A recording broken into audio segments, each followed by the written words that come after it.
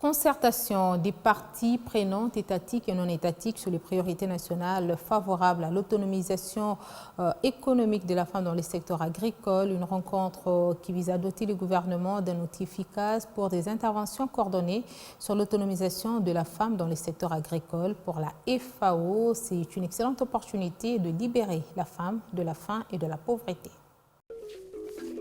Avec ses 80 millions de terres arables, la République démocratique du Congo se positionne bien en tant que grenier agricole mondial. Fort malheureusement, le pays reste dépendant de l'exportation des produits alimentaires. Pour renverser la tendance, le gouvernement a opté pour l'élaboration d'une stratégie nationale d'autonomisation des femmes dans le secteur agricole, dont dépend près de 70% des personnes, en majorité des femmes. Dans les milieux ruraux, plus de 70%, ce sont des personnes qui vivent exclusivement de l'agriculture.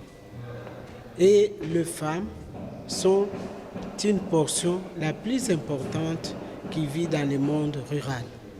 Donc pour nous, nous attachons cette importance parce que nous allons avoir un outil d'intervention coordonnée dans ce secteur et surtout pour l'autonomisation économique des femmes.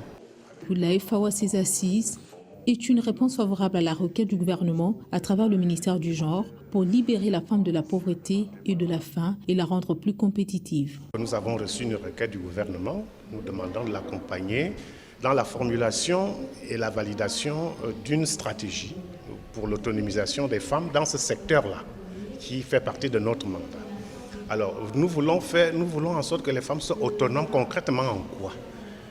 Alors, pour faire de l'agriculture et être autonome, il faut pouvoir, dans un premier temps, avoir de la terre. Sur le plan foncier, il faudrait, pour rendre la femme autonome, qu'elle puisse être propriétaire foncière. Pour l'instant, il s'est de rappeler que près de 27,3 millions de personnes sont confrontées à la crise alimentaire en République démocratique du Congo.